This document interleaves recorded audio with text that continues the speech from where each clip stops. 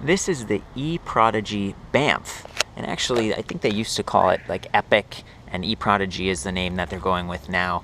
This is a really cool bike because it's a little bit smaller, so if you're a short rider, it's a 15-inch frame and it's got this nice step-through design, so you can easily get onto it and just have the handlebars very close. They're also adjustable, you can see right here. This is the kind of adjustment that if you go over curbs and things, can kind of get a little bit loose and sloppy over time, so make sure you keep that tight.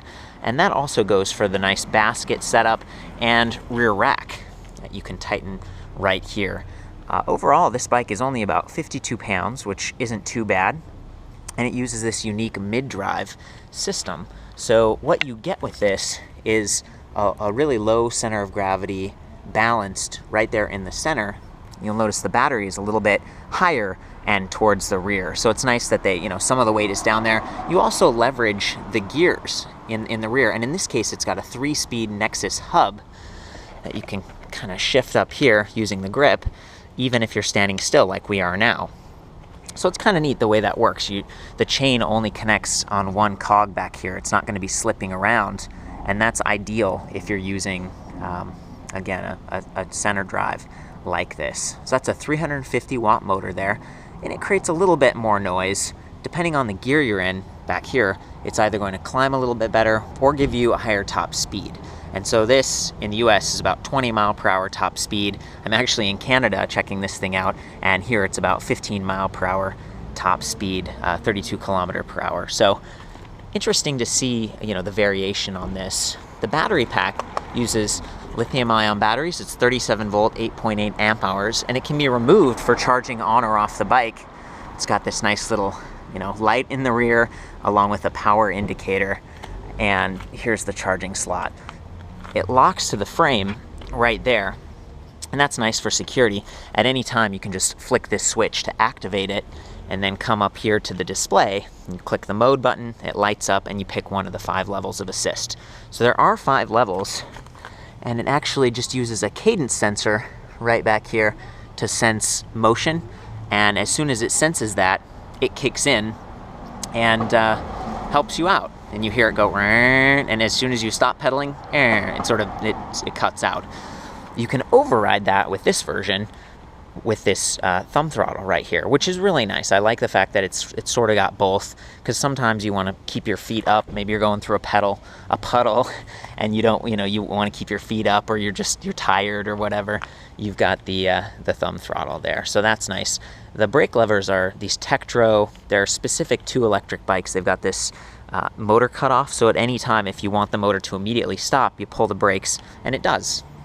I also like that it's got these leather ergonomic grips, and really just, it's a beautiful design. I mean, it comes in several different colors, and it includes these nice leather accents, as well as a front basket that has this, kind of a liner, and then a rear basket that I took off for the ride test because I just didn't want it to, get bumped.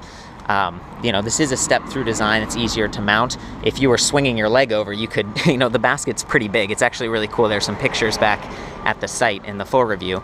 But it's just neat to see that it comes with both of these. The price on this is about a couple $1,000. It's got the fenders. It's got that light in the rear, along with this nice one right here that's kind of chrome, just an LED setup, hybrid tires. So I think there's like this artistic appeal to this bike. It's someone who's a little bit shorter, someone who enjoys, cruising around town, having a little bit of fun. I don't know. It speaks to me. I get it. Kind of a cute bike, right? So sprung saddle, a little bit larger. If you're pedaling for long distances, your legs could chafe a little bit easier on this because it is wide, but it's also going to give you some more comfort and support. So, that's one of the trade-offs. Also, I like that it's got sort of a side kickstand like this that folds up much higher, which is ideal. These wheels are about 26 inches, and so the wheels are a little bit smaller, and that brings the whole frame closer to the ground, makes it easier to mount. So again, the whole idea of making this approachable. It's got your rim brakes here, or V brakes, front and rear, and they offer, pretty good stopping power. And then these folding pedals, which I imagine they use just because they're less expensive. There's nothing, it's a little bit rubberized here for some traction, but if they get wet, they can become a little more slippery and they're not quite as stiff. Again, this is more of a around town, relaxed kind of a bike. So I think I might just get on and do a little ride test here. I'm in the highest level of assist. The display is kind of nice. If you turn on the lights, it becomes backlit as well. You go up or down to change assist levels. Nice little bell in reach, so everything is, you know, right there. You don't really have to take your hand off to use this bike. I'm going to start off in pedal assist mode, and I'm going to pedal, and you can listen for the motor, and then I'm going to stop pedaling, and you can see how responsive it is.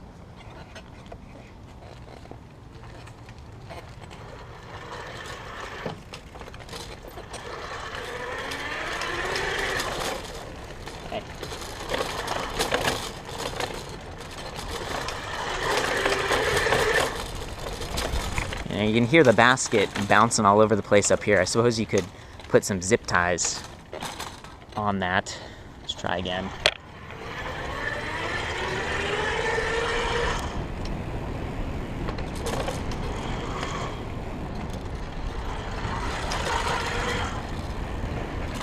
Yeah, I think you kind of get the idea. Now I'm going to use the trigger throttle and just go for speed. Let's see here.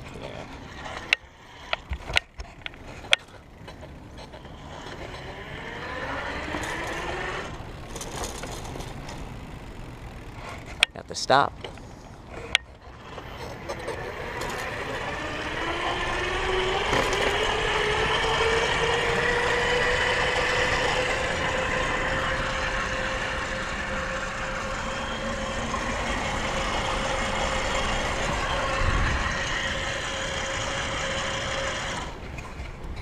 Not too bad. It's got this nice upright, comfortable seating position. You know, it's fun. It's cool. So that's the eProdigy or Epic Banff. For the full written review on this, check out ElectricBikeReview.com. I'll see you there.